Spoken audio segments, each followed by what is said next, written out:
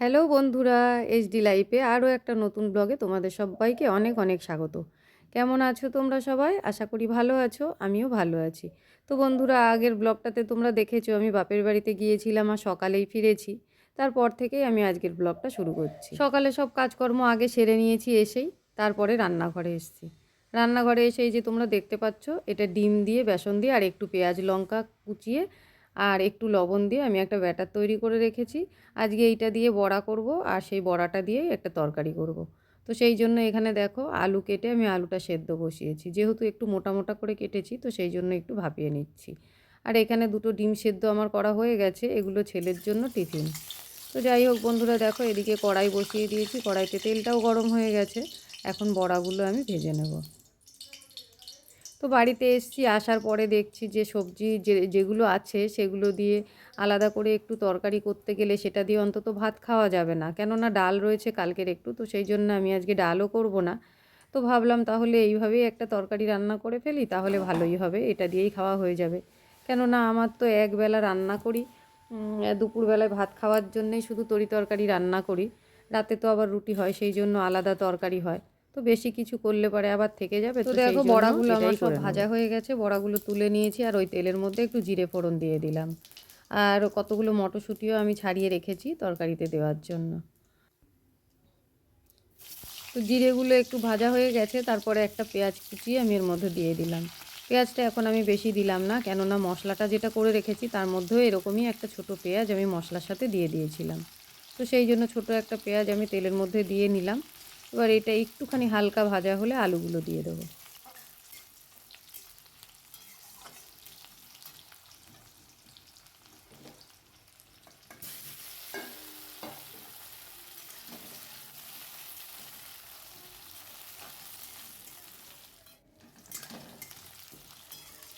তো বন্ধুরা দেখো মোটামুটি একটু ভাজা হয়েছে, এবার এর মধ্যে লবণ আর হলুদ দিয়ে দেবো।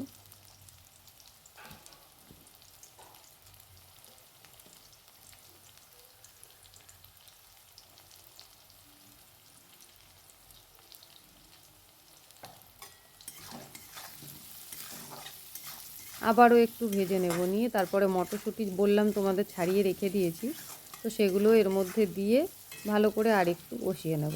আমি তো আলুটা সেদ্ধ করেই নিয়েছি, তবে ফুল করিনি, হাফ সেদ্ধ করেছি। আর বাকিটা এইভাবে রান্না করতে করতে কিন্তু গলে যাবে।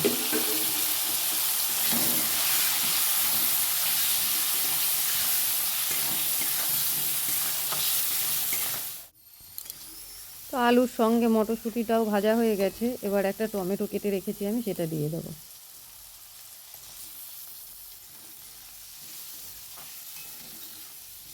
টমেটোটা নেড়ে চেড়ে নিয়ে একটু নরম হলে দেবো ওর মধ্যে মশলা। তো আমি যে মশলাটা করে রেখেছি তার মধ্যে আছে কাঁচা লঙ্কা, ছোট্ট একটা টমেটো, আর একটু রসুন আর একটু আদা।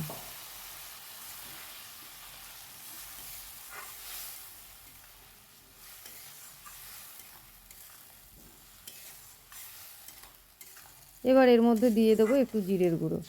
আর আমি কিন্তু আজকে কোনো শুকনো লঙ্কার ব্যবহার করছি না রান্নায়, কাঁচা লঙ্কা দিয়ে আজকে রান্নাটা হচ্ছে। তো দেখো একটু জিরের গুঁড়ো দিয়ে দিলাম, এবার ভালো করে কষিয়ে নেব।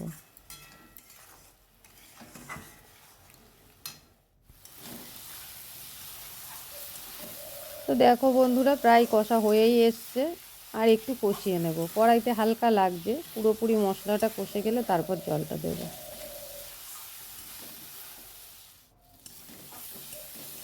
মশলাটা ভালো মতন কষানো হয়ে গেছে, এবার জল দিয়ে দেবো।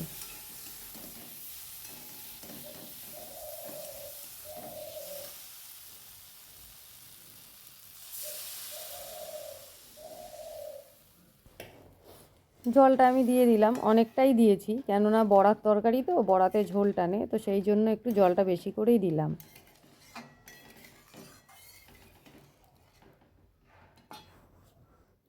ঝোলটা ফুটে গেছে, এবার এর মধ্যে বড়াগুলো দিয়ে দেবো।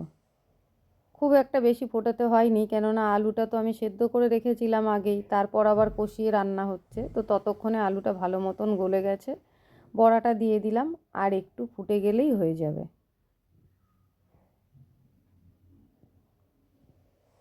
দেখো আলুটা কি সুন্দর গলে গেছে।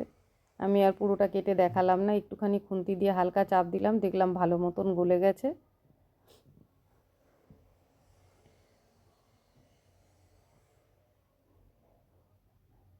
তো বন্ধুরা দেখো রেডি আমার বড়ার তরকারি। গরম মশলা দিয়ে দিলাম। আর আমি সব রান্নাতেই গরম মশলাটা দেওয়ার পরে আর একটু রান্না করি। আজ আর সেরকম কিছু রান্না করলাম না, এক তরকারি করলাম, কেননা কালকের কিছু তরকারি ডাল রয়ে গেছে। তো দেখো এই যে তরকারিটা গরম করে রেখেছি, এটা কালকের তরকারি ছিল, ডালটাও কালকেরই ছিল, আর এই যে একটু বেগুন ভাজা।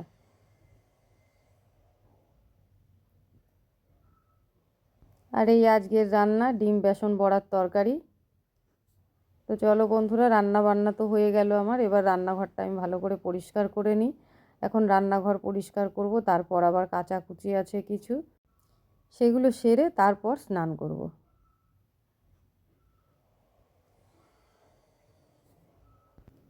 তো চলো গ্যাস ট্যাসগুলো এবার পরিষ্কার করে নিই, কেননা এখনও তো অনেক কাজ আছে। আর এই দেখো সকালবেলায় মা আমাকে আসতে দিচ্ছিল না, বলছে এত সকালবেলায় উঠে কি চলে যাবি, সারাদিন থাক, বিকেলবেলায় যাস, রান্না বান্না করি, দুপুরবেলা খাওয়া দাওয়া করবি, তারপরে বিকেলবেলায় ধীরে সুস্থে যাবি। তো আমি থাকলাম না কেন বলো তো, যেহেতু ছেলেটা যায়নি আমার সঙ্গে, একটা দিনের ব্যাপার, তোমাদের দাদা ভাই দোকানে কাজ করে, ওখান থেকে একটু হোটেলে খেয়ে নিলেই হয়ে যায়। কিন্তু যেহেতু ছেলে ঘরে রয়েছে, ছেলেটা কি খাবে? এই যে বাড়িতে এসছি, এক তো নিজের হাতে খায় না, ওকে খাইয়ে দিতে হয়। যদি নিজের হাতে খাই, বাড়িতে ওর ঠাকুমা আছে, কাকি আছে, ও দিলে পরে খেয়ে নিতে পারে, কিন্তু ওই যে নিজে হাতে খায় না, সেই কারণে আমাকে আরও ছুটে আসতে হয়। আর যে নিয়ে যাব, কোথাও যেতে চায় না এখন আমার সাথে, একটু বড় হয়ে গেছে। আর যাবেই বা কি, ওখানে ওর মতন তো কেউ নেই যে গিয়ে তার সঙ্গে কথা বলবে, একটু সময় কাটাবে, গিয়ে ওর ওখানেও সেই শুয়ে বসেই থাকতে হয়। ওই জন্যেই আমি আরও জোর করি না। বন্ধুরা দেখো বাড়িতে এসে তো রান্না হয়ে গেল, রান্নাঘরের সব কাজকর্ম হয়ে গেল। আর এখন দেখো বিছানার চাদর তুলে নিয়েছি আমি, বিছানার চাদর তুলে নিয়েছি, বালিশের ওয়ার খুলে নিয়েছি, এই দেখো সব কাছাকাছি। এই দেখো এক গামলা হয়েছে। ওই ঘরটা মোছা হয়ে গেছে, এখন এই গামলাটা বার করে এই ঘরটা মুছে নেব, নিয়ে তারপর কাচতে বসবো, খেয়েছে চান করে এসে পুজো দেবো। তো চলো বন্ধুরা, তোমার দাদা ভাইয়ের আবার আসার সময় হয়ে যাবে, এখন আর কথা বলবো না, আবার পরে আসছি। তো বন্ধুরা তোমাদের সাথে কথা বলার পর তোমাদের দাদাভাই বাড়ি চলে এসেছিলো, সেই জন্য আর আমার স্নান হয়নি তখন। ও স্নান করলো, ওকে খেতে দিলাম, ও খাওয়া দাওয়া করে কাজে বেরিয়ে গেল, তারপর আমি গেছিলাম স্নান করতে। তো সেই জন্য আমার অনেকটা দেরি হয়ে গেল, তারপরে এসে আবার ছেলেকে খাইয়ে তারপরে আমি খেতে বসেছি। তো চলো খাওয়াটা সেরে নি, তারপরে আবার আসছি। তো বন্ধুরা আজ যেহেতু দুপুরবেলায় আমার একটু দেরিই হয়ে গেছে, খাওয়া দাওয়া সেরে উঠতে উঠতে অনেকটাই দেরি হয়েছে। তারপর আবার ঘরে খেয়ে দিয়ে একটু রেস্ট নিয়ে তারপরে আমি ছাদে এসেছি, ততক্ষণে রোদটাও চলে গেছে। আর যে জামা কাপড়গুলো আমি কেচেছিলাম দেখো, বেশিরভাগ সব শুকিয়ে গেছে, যেগুলো একটু হালকা ভেজা ছিল সেগুলো আমি মেলে দিলাম ঘরেই। আর এই যে বাকি জামা কাপড় যেগুলো শুকিয়ে গেছে সেগুলো এখন তুলে নিয়ে আমি নিচে যাব, গিয়ে এবার একটু শোবো। তো যাই হোক বন্ধুরা, আমার আজকের ভিডিওটা তোমাদের কেমন লাগলো অবশ্যই কমেন্ট করে জানিও। আর যদি ভালো লেগে থাকে একটা লাইক, একটা কমেন্ট, একটা শেয়ার করে দিও। আর যদি চ্যানেলে নতুন হয়ে থাকো চ্যানেলটাকে সাবস্ক্রাইব করে আমার পাশে থেকো। চলে আসবো আবার কোনো নতুন ভিডিও নিয়ে, ততক্ষণের জন্য তোমরা খুব ভালো থেকো, সুস্থ থেকো, টাটা বন্ধুরা।